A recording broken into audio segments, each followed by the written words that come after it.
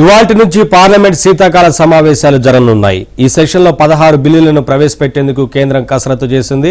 అందులో వక్ఫ్ సవరణ బిల్లు, విపత్తు నిర్వహణ సవరణ బిల్లు సహా కీలక బిల్లులు ఉన్నాయి. అఖిలపక్ష సమావేశంలో ఆ 16 బిల్లులకు సంబంధించిన వివరాలను అన్ని పార్టీల నేతలకు అందించారు. అయితే మరికొన్ని బిల్లులను కూడా ప్రవేశపెట్టాలని కొందరు సభ్యులు కోరినట్లు తెలిసింది. అలాగే కేంద్రం మరికొన్ని బిల్లులను ప్రవేశపెట్టే ఆలోచనలో ఉన్నట్లు సమాచారం.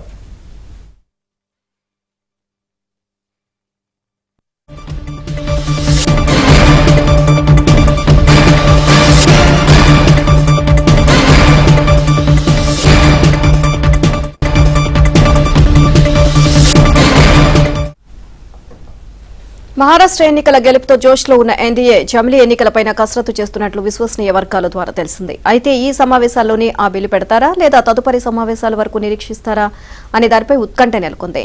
అదానీ వ్యవహారంపై పార్లమెంట్లో చర్చించాలని కాంగ్రెస్తో సహా విపక్షాలు డిమాండ్ చేస్తున్నాయి. అదానీ లంచాలపై అమెరికాలో కేసు నమోదు చేయడం విపక్షాలకు అస్త్రంగా మారింది. అలాగే మణిపూర్ హింస, ప్రాణాంతకంగా మారిన వాయు కాలుష్యం తదితర అంశాలపై అధికార పార్టీని ఇరుకున పెట్టాలని ప్రతిపక్షాలు భావిస్తున్నాయి.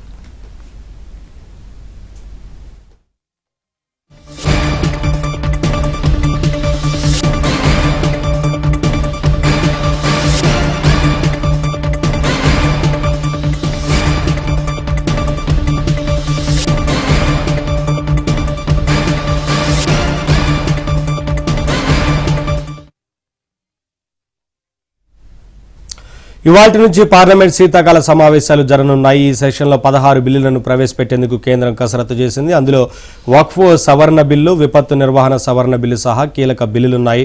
ఇదే అంశానికి సంబంధించి మరింత సమాచారం మా ఢిల్లీ బ్యూరో చీఫ్ కృష్ణారెడ్డి తెలుసుకుందాం. కృష్ణ, పార్లమెంట్ సమావేశాలకు సంబంధించి ఏంటి అప్డేట్స్? మరొక వైపున 16 బిల్లులకు సంబంధించి ప్రభుత్వం ప్రవేశపెట్టబోతున్నట్లు తెలుస్తా ఉంది కదా, ఏంటి వివరాలు? నవీన్, ఈరోజు పార్లమెంట్ సమావేశాలు, శీతాకాల పార్లమెంట్ సమావేశాలు ఈ రోజు ప్రారంభం కాబోతున్నాయి. డిసెంబర్ 20వ తేదీ వరకు కూడా ఈ పార్లమెంట్ సమావేశాలు కొనసాగుతాయి. నిన్న పార్లమెంట్ సమావేశాలు కొనసాగుతున్న నేపథ్యంలో అఖిలపక్ష సమావేశాన్ని కూడా ఏర్పాటు చేశారు. ఈ అఖిలపక్ష సమావేశాల్లో కొన్ని బిల్లులకు సంబంధించి ఏదైతే పార్లమెంట్ లో తీసుకురావాల్సినటువంటి బిల్లుల పైన ఒక ప్రతిపక్షాలకు చెప్పడం జరిగింది. 16 బిల్లులను ప్రవేశపెట్టినట్లు కూడా కేంద్రం చెప్పింది.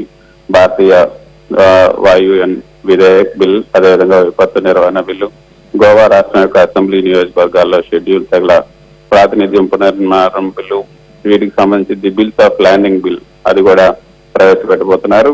అయితే జమిలీకి సంబంధించి అంటే వర్క్ బోర్డు సవరణకు సంబంధించినటువంటి బిల్లును, అంటే దానికి సంబంధించినటువంటి జేపీసీ సమావేశాలు ముగిశాయి. జేపీసీ నివేదిక ఇవ్వడానికి తుది గడువు ఈ నెల 29కి నిర్ణయించారు.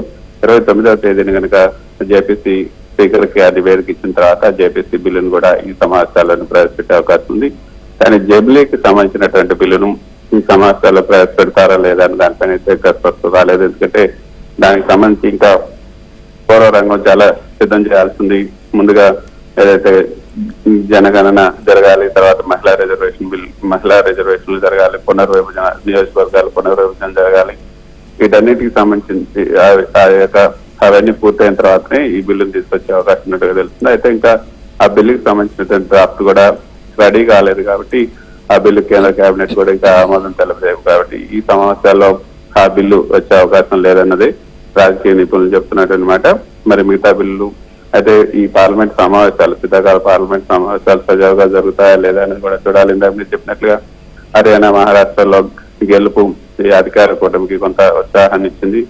అక్కడ అదానీ వ్యవహారాన్ని ప్రధానంగా ఈసారి ఈ యొక్క సభలో లేవనెత్తాలని కూడా ప్రతిపక్షాలు భావిస్తున్నాయి. మరి ఈ పార్లమెంట్ సమావేశాలను సజావుగా నడిపేందుకు అందరూ కూడా సహకరించాలంటూ నిన్న ప్రతిపక్షాల సమావేశంలో కేంద్ర రక్షణ శాఖ